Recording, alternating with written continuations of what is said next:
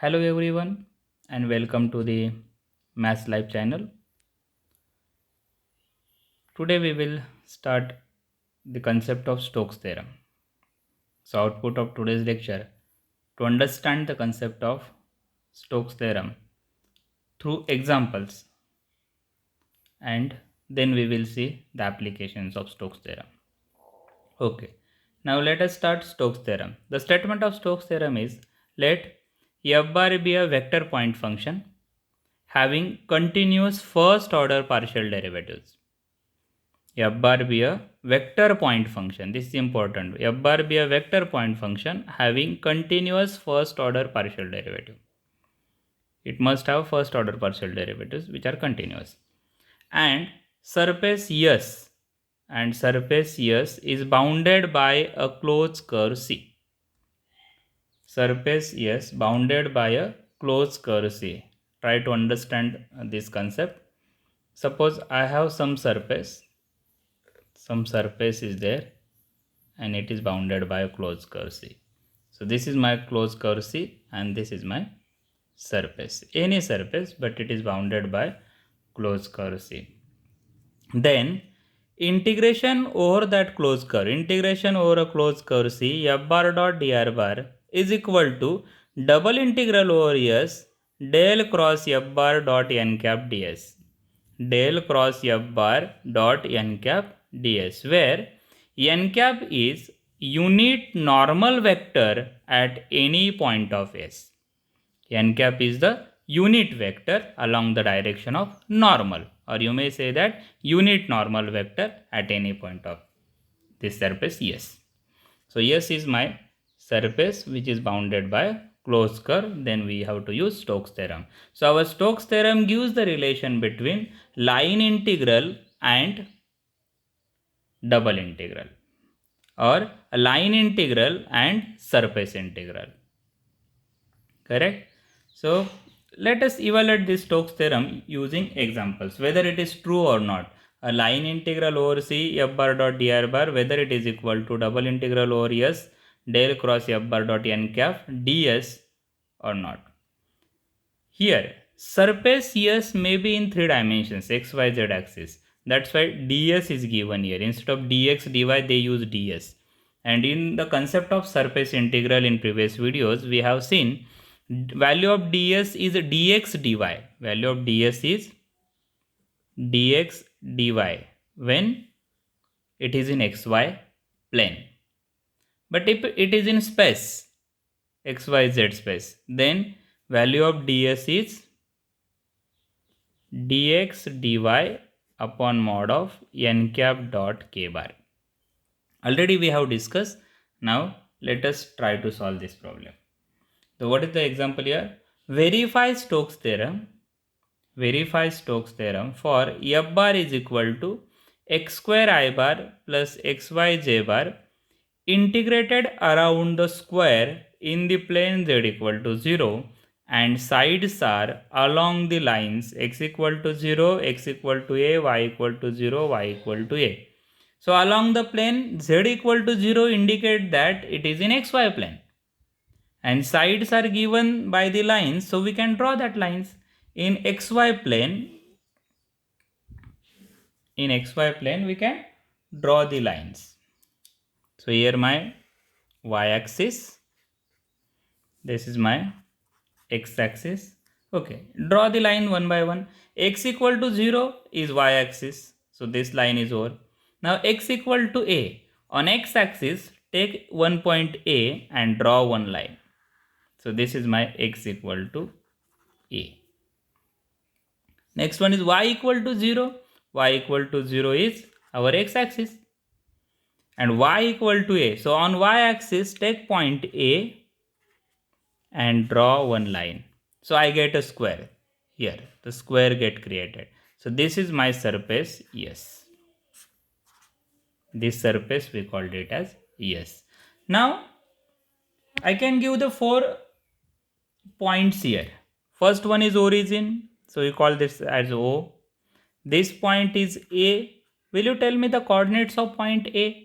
It lies on x-axis and on the line x equal to A. So here A and y coordinate is 0, so a 0. Now this coordinates, this point we called it as B.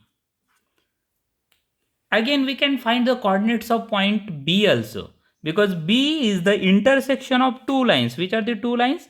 X equal to A, and second one is y is also A. So A. Understood? Now C point. We give name C point. And will you tell me the coordinates of point C again? Here 0, A, because x coordinate is 0. Okay. Now give the direction so that I can traverse according to that direction.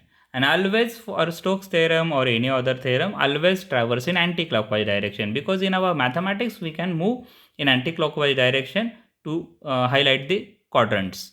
The first quadrant, second quadrant, third quadrant, fourth quadrant, like that. So it is a anti-clockwise direction. Give it in that way. So 0 to O to A, that is OA, then AB, then BC, and CO. Okay, means what? Our Stokes theorem now states that, what our Stokes theorem is saying here? Stokes theorem says that line integral over C f bar dot dr bar is equal to double integral over S del cross f bar dot n cap ds. This is our Stokes theorem. Now we will first evaluate RHS, double integral. So f bar is given here. Value of f bar is x square I bar plus xy j bar. So del cross f bar first we find. Del cross f bar. RHS. To evaluate RHS, del cross f bar. I bar, j bar, k bar. Next, dou by dou x, dou by dou y, and dou by dou z. Then x square.